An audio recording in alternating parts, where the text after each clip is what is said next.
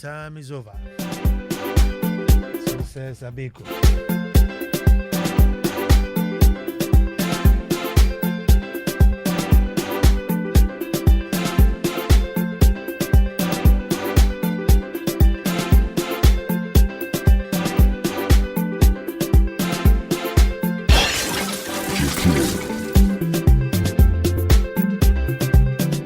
FM would like to state that the views, comments, opinions, contributions, and statements made by contributors and commentators on this program do not necessarily represent the views or policies of Multimedia Group Limited or Joy FM.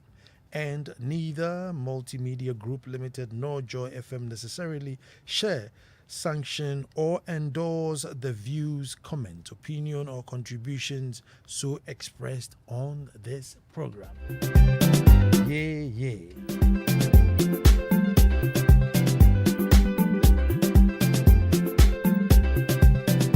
We start the way we start.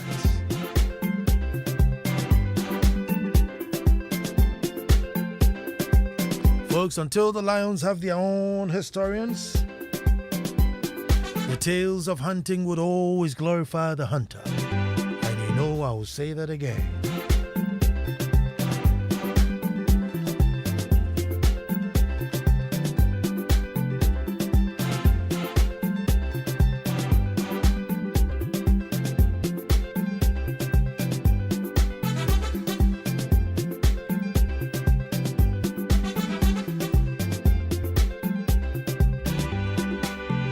Folks, I said until the lions have their own historians, the tales of hunting would always glorify the hunter.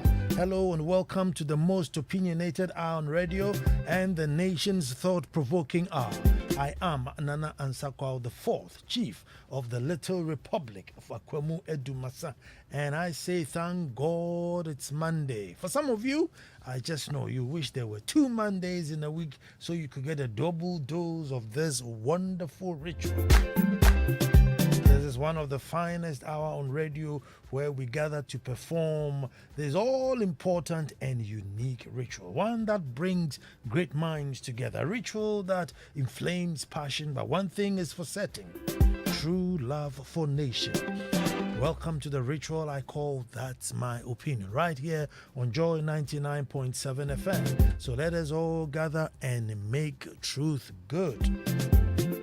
And our topic today, folks: affirmative action for persons with disability.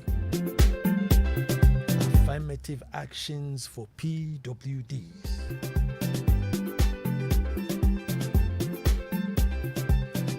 Because of who we are, and how we were cultured, this show may not get as much traction, maybe it may not get as many calls. However, it's probably one of the most important shows we have ever done. But because of who we are, how we were brought up, how we grew, when I get to the phone lines, it may probably be dead. Because it's your young kunwa, it's your dear.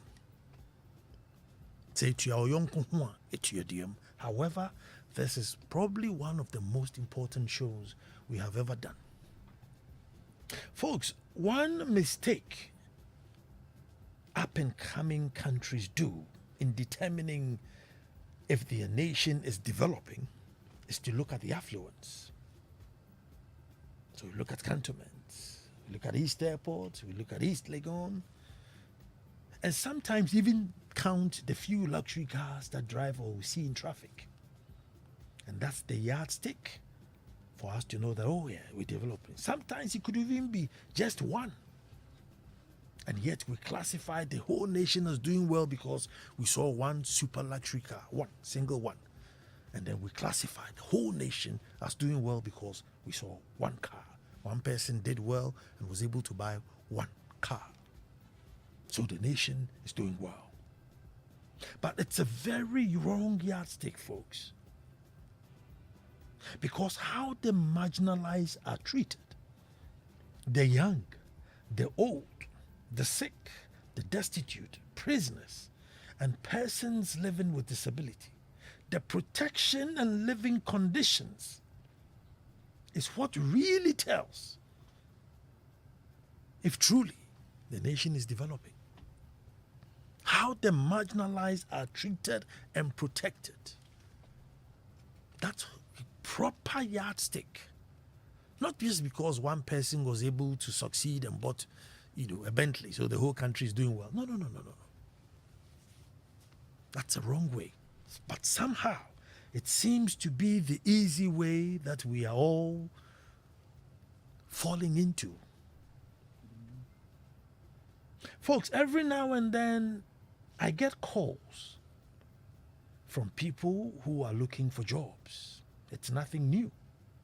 If you can connect me here or connect me there or point a finger in the right direction, it's nothing new.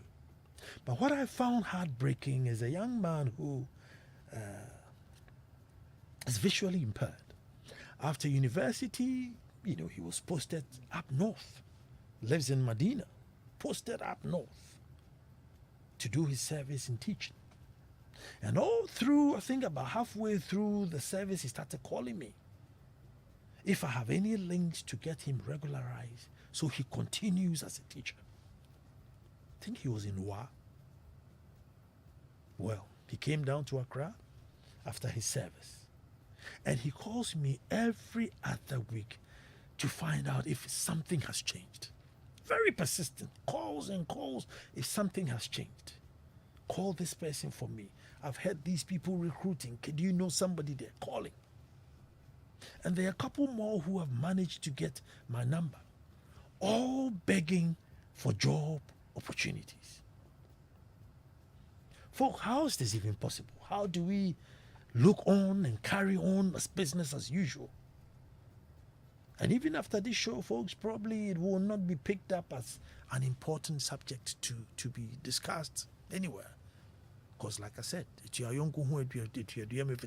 if it's about somebody, then it's just as well as it being stuck in a tree. We are unable to empathize that way. Folks, maybe it stems from our beliefs, our superstition, and going back to the era of brute force and manual work. One needed all faculties to be able to function. So even in chieftaincy, the slightest mark on your body could disqualify you. Even circumcision back then could disqualify you from being a chief. Well, at the time, the chief was also the general on the battlefield. So it could be detrimental if, let's say, he could not see or he could not walk, and to put him on the battlefield could be dangerous. But in all honesty, folks, today, does it apply? Folks, in my own Edumasa Little Republic today, the person who really knows every corner of the land and who knows every patch and where every tree is and where every stone and where every river crosses is a visually impaired man. But folks, that will be a story for another day. Maybe that's another opinion. When we were growing up, right? Bear in mind, I'm 50 years old, right? So growing up, we were not taught to understand persons with disability.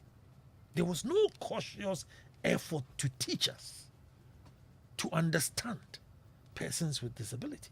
At best and at most, we just sympathize with them. That's it. We just sympathize with them. So somebody is visually impaired, instead of removing the wires and obstacles from there so the person can pass, no, it's just that nasemi or mobo. What does he need your sympathy for? What does he really need your sympathy for? Just clear the path and get all the obstructions off, they would go and come. But we were not taught. But generally, we teased and laughed at their disability. We shunned them. We did not want them to get too close. We're not too comfortable with them getting too close. There were mothers who won't let their children play if the other child couldn't hear properly, see properly, or walk properly, and in could grow. Don't share your food with that person. And folks, in all this, they struggled and they endured. There are families who go round consulting oracles and churches to find out why my child. And once you search, you will get an answer. And most certainly, it will be of, oh, it's the doing of the devil, it's your auntie, your grandmother. They will find an answer for you if you search. What's heartbreaking as a nation is that we don't seem to see the light no matter how bright it shines. So when people have gone past superstition and understanding and sometimes even moving to cure, we are still back in the day trying to find some spiritual connotation to connect. It takes us too long to wake up from the simplest of things. It takes us just too long. Folks, sometimes we even forget that everyone and anyone can be disabled at any time. One little slip and that's it. Your walking is, impaired, your sight is impaired. One little slip. We forget that anyone can be disabled. We forget that anyone can end up in prison. Anyone can end up sick, rich today, poor tomorrow. And we may all grow old if you live long enough. Yet we make no cautious effort to protect this segment of society. Ours is just the middle bracket. That's all we are concerned about.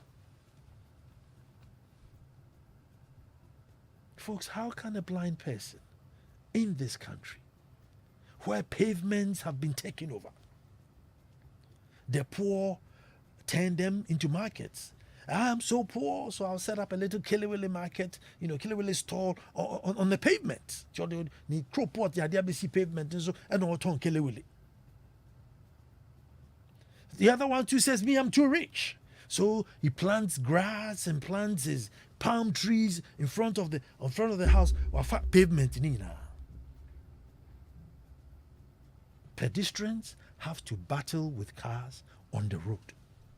Where we practice the culture or, a tradition of open drain system in this day and age. So the rich and poor have taken the pavements. We are all on the roads, which are not wide enough, and the drains are open. Even those of us with Vision 2020. It's not easy. I'm telling you, sometimes it's not easy battling with the cars on these roads. Can you imagine if you were blindfolded and you have to navigate this? Can you imagine you're blind? Can you imagine if you're in a wheelchair and you had to push your wheelchair by the gutters while cars are coming and the drains are also opened? We make no effort to make our surroundings friendly.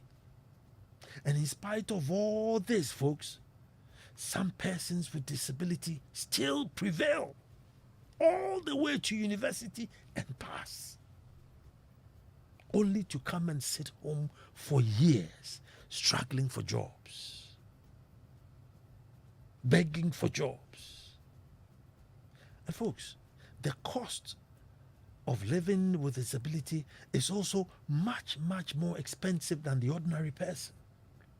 The cost is very high. There are gadgets they will need, the aids they will need, the people they may need to help them, their mobility, where you and I can easily hop in a trotro and just go and come. They will probably need to charter a taxi, hire an Uber, hire a car. Because to me, in fact, trotro and see what you can't. The roads are not friendly. There's no provisions for such persons. So the cost of living becomes extra high. And folks, you see, it's just as though the nation has cut them out. We, the able bodies, are moving on. If you like, join it. If not, wallow in your disability. That's how it is. Not written on paper, but that's how it is. We are going. Whether you join us or not, we are going. There's a common fund. Your school fees is probably 3,000 cedis. You write, you justify, you write, you justify. You go, then they give you 650 cedis. And you're thinking, what do I do with 650? What do I do with 650? Well, that's your lot. That's all we can provide for you. That's your lot. Folks, we have all the fine laws and the acts, beautiful English, all there. But there is no place in our hearts, no intention and no conscience. We will sleep and snore and don't even blink an eye. But that's so wrong, folks. That is so wrong. But what baffles me is that if there were no acts, because and there were no laws, are there not common sense too? I mean, if you have a child and the child cannot see, are you saying that you need a law to be able to move wires out of the way so your child doesn't trip and fall? Say, book mama. So in the absence of the laws, what is our common sense telling us to do to help our brothers and sisters in this condition? Folks, about 10% of the population are supposed to be persons living with disability. In this, our Ghana that we are living in it, how many are able to go through to attain tertiary certificate? And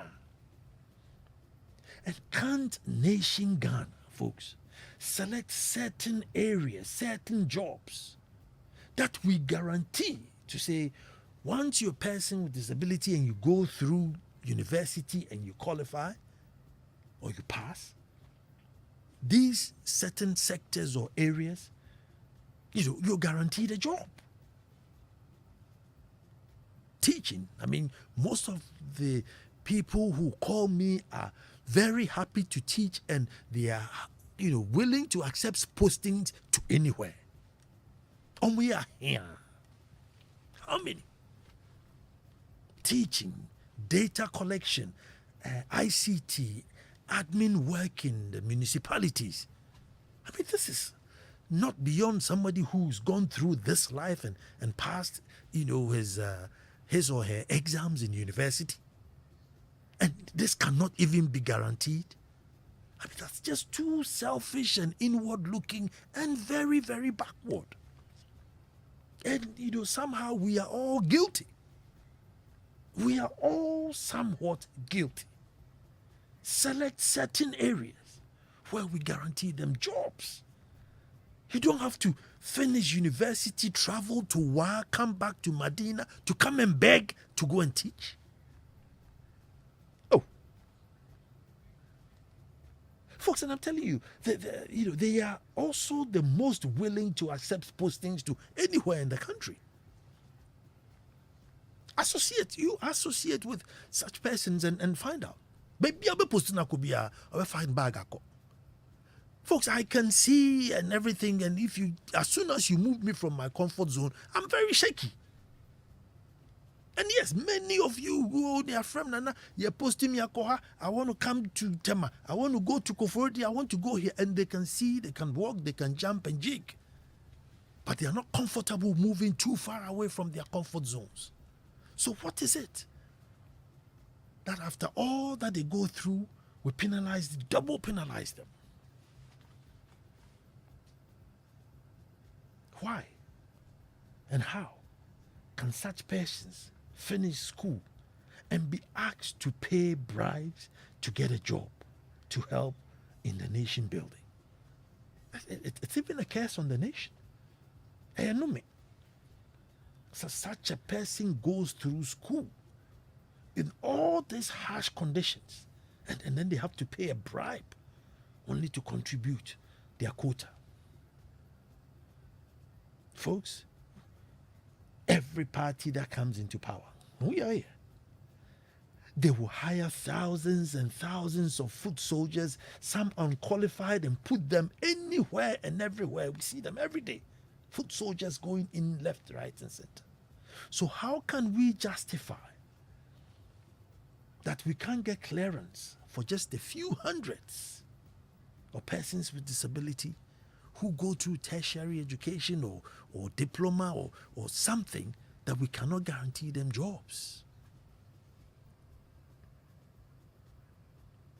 Folks, shouldn't there be a quota for private companies to say that you must have maybe 3%, 1%, 2% of your staff from persons with disability? Other than that, we are moving you up to the next scale of the tax bracket. So that if your tax bracket is, let's say, 20% of your earnings, one full BRDR, you're moving to 22 or 23.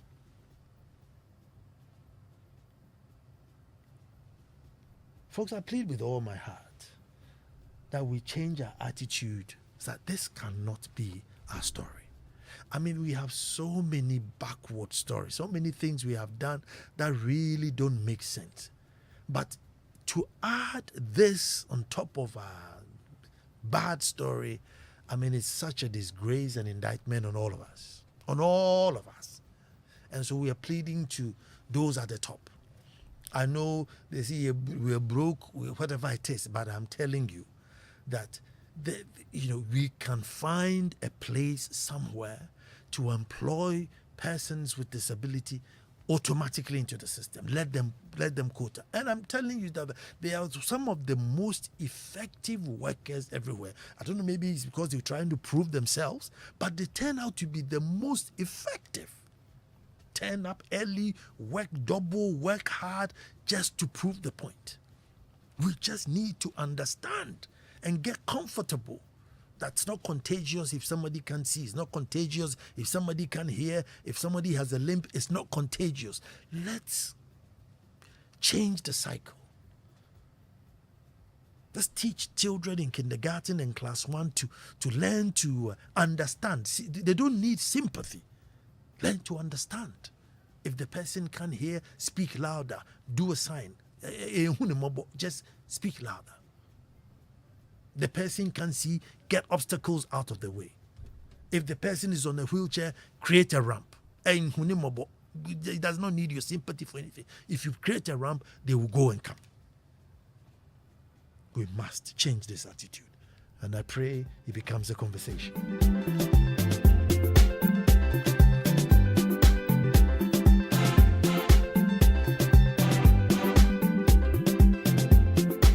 Well, it's 0302 216 541.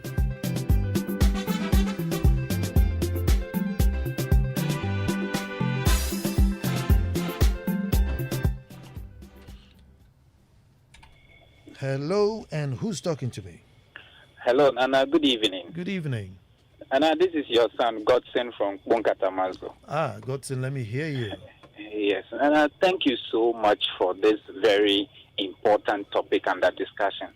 And because of it, I would like to say a very good evening to the Municipal Financial Officer of Bonkatamazo Municipal Assembly. Mm-hmm. Nana, this man is a physically challenged man, but he is somebody I celebrate in the assembly. Because sometimes, as at this time that you and I are talking, he is still in the office. He's still at the office working. Meanwhile, he's not able to function and work like the way all of us do it. But his determination to work is just too much. When I see him sometimes, he motivates me. You see, but we don't make room available for these people to also thrive in it. But meanwhile, the few that get the opportunity, they prove that indeed disability is not inability. Mm-hmm. But in a system where even those who can run and jump are struggling to survive, how more those who are physically challenged? So, but I just want to encourage all of them that they shouldn't give up. They should keep pressing. Some way, somehow, God will make way for them also. Thank you very much, Nana. Thank you very much. God has made the way, so let Ghana provide provide the quota to put on the way. You know, the nation must provide the quota to put on the way. Hello, who's talking to me? Hey, good evening, Nana. Good evening. How are you? I'm very well. Okay. Now, I'll just repeat what I've been saying always. Education is supposed to enhance common sense, wisdom, and skill. But unfortunately, these are lost to reading books and certificates in this country, Ghana. Good evening. It's why we are suffering, Nana. Good evening to you too. Good evening, my brother. I am Ojo from Trefopraso. And by the way, I am blind. Please tell your listeners if someone can help me to get employment at GES. Another one there. Hello, who's talking to me? Yeah, my name is Godfrey. Godfrey, let me hear you. Yeah, I'm a visual impaired. Oh, okay, Godfrey, let me and hear you. I have been able to complete University of Education, Winneba. Wow. My brother, what I'm seeing is, I don't know if the government, they wanted to include us to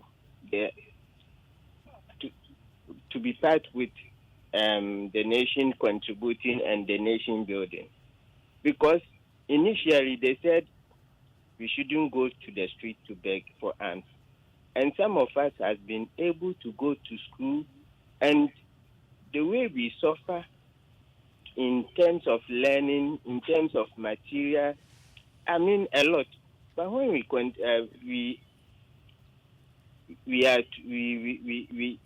have our education and we come home, it becomes another problem for us to get a job.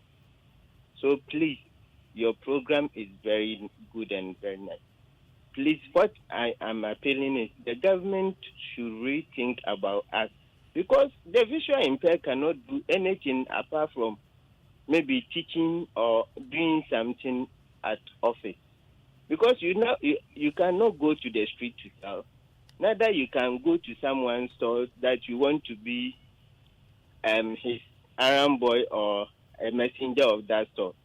So please and please again, I'm pleading to the government that the government must listen to us and help us to get our needs. Because after completing school with a lot of money, which we pay the same school fees as our senior colleagues, and we also buy the same materials as senior colleagues, and after that, you come and sit in the house. It's very pathetic. It's very, very pathetic. So the government have to do something for us. Thank you. Thank you too very much. 0302216541. Hello, who's talking to me? Good evening, Nana Ansah Kwao. Good evening. This is Nicholas from Adenta. I'm also a person with visual impairment. I'm currently teaching at West Africa Senior High School at Adenta. Wow. Nana Ansah Kwao, please, I was posted by the Ghana Education Service in the year 2021. Okay. Now, prior to our posting, we were about 53 persons living with visual impairment. Mm-hmm. Those who completed UCC, we were about 18. And I think those who completed University of Education, they were about 32. Currently, as I'm speaking to you, the posting that was done last year, 2021, about 25 people who completed University of Education, they've not yet been posted. Wow. Not only them, but those who completed way back 2018. I completed University of Cape Coast 2019. But those who completed 2018, they are persons with visual impairment. Currently, as I'm speaking to you, Nana Ansah Kwao, they've not been posted. Now, Nana Ansah Kwao, if you're a person with visual impairment, you can't go to sell at the roadside. It is not possible. You can't do Uber. You can't do any other business apart from maybe teaching or doing a menial job. And we've strived, Nana Ansah Kwao, we've strived to climb the educational ladder from basic education, JHS, SHS. I went to SHS and I went to the prestigious university in Ghana. That is the University of Cape Coast. Currently teaching at West Africa Senior High School. So we do everything despite the odds. So if the government is not posting our colleagues, Nana Ansah, we are suffering. It's not easy. So we are begging the government. We are begging him. We are beseeching him. He should help us. It is not easy. It is not easy coping with the situation at all. Nana Ansah, Thank you. It's never easy. Thank you. And the numbers they're talking, I mean, like 53. A person say, "Going to me for teacher for 53." I mean, you know, sometimes just here said here me for teacher for 53. They should sit at home, and you know, so then they become a burden, and then it demoralizes the person who's talking to me. Nana, this is Bishop Asante Mampong. Ah, Bishop, let me hear you. Nana, it's a long time. Nana, Yeah. we have a problem. Me talking to you. I'm okay. Anyway, I'm in employment. Okay. I'm visually impaired. I'm teaching in the College of Education. Very good. But the young ones, yesterday I was talking to one of them who completed University of Education, Winnipeg, last year. And this lady was weeping. She's in the house. She has finished with her service last year, November. And up to now, she has no work. Postings are done, and they are not getting it.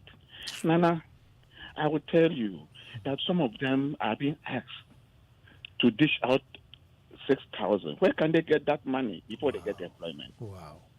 This is the truth. Wow. Nana, you hit the nail on the head. Education of persons with disability is very, very expensive. Buying braille machine, buying a computer, the white cane that we think that NGOs supply for free. No, we buy. Then you go to district assemblies. Then they say they want to help you with school fees. You mention it. Somebody's school fees is about 2,000 something. They go and give the fellow 600. Will they be able to pay the fellow school fees? And I've never enjoyed that. I was lucky. After college, I took loan from the bank and I educated myself up to this level. And I'm still educating myself. But it is very, very expensive. The 2% at the district assemblies, Nana, the persons who are not living with disabilities are rather enjoying this 2% that is meant for persons with disabilities. I think the Auditor General has to do a thorough check. And they will tell you, and it is painful. Those who are sitting, some have gone to UG, University of Ghana, did social work, and they are sitting in the house. They are not posted. They can work in the district assemblies, social work, and they will okay. We don't want the government to take our burden. Give us the opportunity, and we will perform to the admiration of the general public. Very touching. Nana, that's what we want. Thank you very much. Thank you. Thank you very much. 0302216541. Hello. Hello. Yes, sir. Who am I talking to? Yeah, my name is Ojo from Supra. So the only bit that guy with swag. I just read your message. Ojo, let me hear your story. Yeah. Yeah, I just completed University of Cape Coast. But by the way, let me go by this way though. Like, Bija is disabled. He like disabled. Ochedia for Kwame, Oba Ojo da wase. Then you meet the me you are yeda. Ya woman then you say na me busta aitabobo. Na me huna die. Na me te yasel. Na me to me kasa. Na me nanse. Obi benya wafi yare. Me yare nti. Ebi hu misu. Ebi hu misre. Eye wi ase. Onya banasa. Ye betu bi abafanasa. Medidi amunti, medidi amunti, me share mo wa kofo na. Sagana shehu, eni mi shame. Sebe medidi amanu kese ma drum. Oh, your line dropped, Joe. But this is good evening, Nana. Today's topic has been an issue on my heart for long. Do you know that since we passed the Disability Act in 2006 till now, the airline needed to implement it has not been provided? So the act is as toothless as none. You will never know the effect of this issue until you find yourself in one. I'm a sign language interpreter, and I know it and feel it. We must act now. Michael from Tumu. Hello, who's on the line? Yes, Nana, good evening. This is Ejari speaking. Ejari, let me hear you. Thank you very much. Yes, Nana, I think, yes, today is one of the days that I am very, very ecstatic to live as a person with visual impairments. And you've done something that a lot of journalists have not been able to do. So let me as well, exhort you for doing that, for having the alacrity to talk about our issues on air. A lot of journalists do not have this kind of interest to do that. They are always disenchanted in our, as it were, our issues. Thank you very much. So, Nana, what I want to say is that much as we are saying, or all of us agree that the challenge is there, and the government is not ready or kind of impervious to our issues. Some people, some few individuals too have also done well in having persons with disability at heart. And before I proceed, let me use this big platform to congratulate Dr. Nana Ato Atta, who is the head of service, local government service. And Nana, I am working with the local government service as an assistant director of administration, every municipal assembly. Correct. And personally, I have taken more than 4 or 5 people who are persons with visual impairment to him. And he did not, jettison the idea at all. He went ahead to, as it were, give them appointment letters by employing them to become staff of the local government service. So I think he deserves some form of commendation so that other people, other CEOs will also emulate from that. And now to the issue. Then I always say that Ghanaians are very Pesnifian. Why do I say so? We always behave as if we are, very much, I should say, into morality. We always worship God. We always want to portray that we are the best people. We are so Christocentric, and we want everybody at heart. But when it comes to persons with disability in Ghana, the issue is different. You could see people trying to, evince some form of, sympathy, which for me, I always think is a sham. Because when they do that, they just do that on the surface. But the enabling environment that they are supposed to create for these persons with disability to thrive, now the environment is not created. Laws that are supposed to be made are supposed to be formulated by Parliament for persons with disability to live comfortably in the country. These laws are not formulated. The kind of employment opportunities that are supposed to be, as it were, brought into being for persons with disability to also live comfortably in the country, all these things are not done. And I keep saying that employers judge persons with disability as judging the book by its cover. As soon as they see you, then they conclude that, this person cannot work. And as you rightly said, we have persons with disability who are very much competent and who can execute whatever, work that you give them perfectly. So what I'm saying is that our employers, the government of the day, everybody should come on board to ensure that persons with disability, after going to school, get employment. And then before I go, I want everybody to understand or have this in mind that disability is how should I put it? Is gotten by happenstance. It's gotten fortuitously. I mean, all that I'm saying is that disability can come by accident, by no fault of yours. And I was seeing just a day somebody threw a stone against my eye and I got blind. So it can happen to anyone. So always what we have to do is that we shouldn't have just those of us who are visually impaired today or persons with disability today in mind. The laws should be formulated. The laws should just be there so that anybody at all who gets there will benefit from those laws. It can be the president tomorrow. It can be the vice president tomorrow. It can be a minister of state tomorrow who will turn blind. Nobody knows. So, Nana, for me, I will end here by saying that you've done well, and we continue to rely on you for some of these programs. Thank you very much. Thank you, too, for the passion. Hello, who's talking to me? Hello, I'm Charles. Hello. Charles, let me hear you. Yeah, I'm calling from Asante Mampo as well. Oh, okay, Charles, let me hear you. I'm also visually impaired, teaching at the secondary school. Okay. Mampo.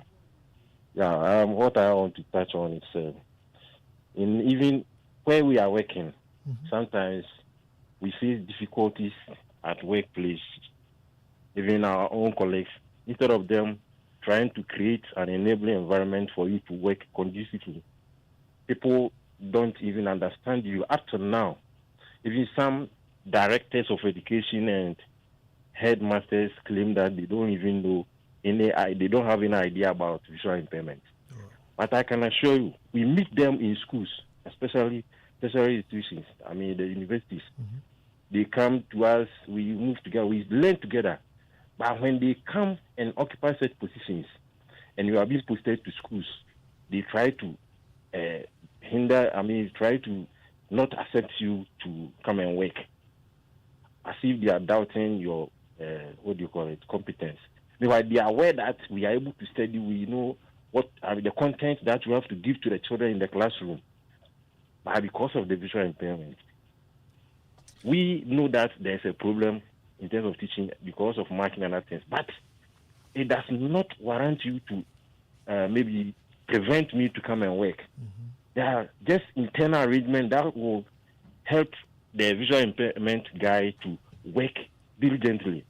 In fact, the way we want to work, we have the competence is there, and because of our problem, we want to work diligently so that we don't have any problem with our staff or maybe, but still, friends, people who are educated, they claim that they don't even know that you can work. So what we are saying is that people should allow us, they should assist us because we need assistance. Nobody is saying that we don't have any problem. We have problems, but with little push, with little enabling environment or the putting things in place for us will help us work to the satisfaction of the work. Thank you very much. Hello, Nana. Good evening. Thanks for the talk. Please, Nana, add stamina. Most of us are rejected when we go for interviews because we break when talking. I remember most the interviews I go to, I have all and beyond what it takes to deliver. But because of stammering, I get rejected. Thank you. Pa Kofi in Lakeside. Another strong point. Hello, who's talking to me? Good evening, and thank God for keeping you. Thank you too, Ajimai. God bless you for helping us to be reminded of our brothers and sisters, those who are disabled. And I have some few questions. Why is it that somebody will qualify to work and the person is in Accra, they are posting the person to Temali or what? They will bring somebody from Temali to Takrade. I don't understand if you can explain it to me. Secondly, if I qualify to work, I have certificates which I qualify, then I need to pay bribe before I'll be employed. Is it because the vacancy is very less to the extent that the one who can pay should be employed? Fine. Ghanaians, you always talk about disabled is not inability. But we just don't practice what we say. Just recently, when they were removing these disabled people from the tool, they didn't even think about what next they were going to do. After that, they did demonstration. I don't know whether they have gotten them something to do. If you are not able to help them, we should stop saying all manner of things like, because you are a wish, because your parents were using you for juju or what have you. I mean, it's very pathetic. For me, if like a company needs 20 people to be employed, and I'm considering 5 or 10 people disabled before the other people, I think it is very good because some of us who are not disabled can even go and do some concours or other manual jobs to get money. But how about a disabled person? We need to think about them. So we are a religious country. We should perform our duties as such. God bless you for your program. God bless you too. Well, with the posting thing, I mean, if I had my way, I think persons with disability should choose wherever they want to work. You see, because of the challenge, the nation itself is not built. Look, I remember once I was in London, right? And if you, on the pavement, sometimes you see certain dots. Well, they ignore it. But later on, I got to realize that it's for persons who couldn't see. So when they feel the dot, it means you are going to enter the road. So when they are walking and they feel the dots on the pavement, you know that you're about to enter the road. So and it's literally everywhere. Anytime the pavement is about to end, so you enter a road, there are dots on the pavement so that they know. But in our case, we haven't gotten it. So let's say if somebody can see and he lives in Kokomlimle, he's used to the terrain. He knows how to leave his house and get there and buy his kinky and go back in leaves. So if that person is made to work in an area like this, it just helps. But if you carry such a person straight, Volta Reggie, or go to Odumasa to go and work, he's now going to come and learn all this terrain, and the terrain has not been built for such persons. So I think, we should be biased in terms of if the guy is in a wheelchair, he knows how to roll around down Soma, or is in Koforidia, or is in Techimang, and knows the area. Jack, don't carry him and go and put him somewhere, creating extra bed. If he wants to go, fine. If not, I think they should have the benefit of choosing where it is they work and not.